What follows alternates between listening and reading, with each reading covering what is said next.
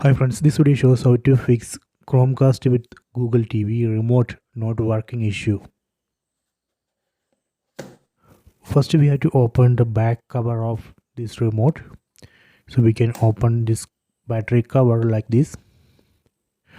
Then remove the existing battery and insert a new battery. We can remove existing battery like this. So now I am removing the batteries. Then insert new working battery. We can insert like this. Then close the cover.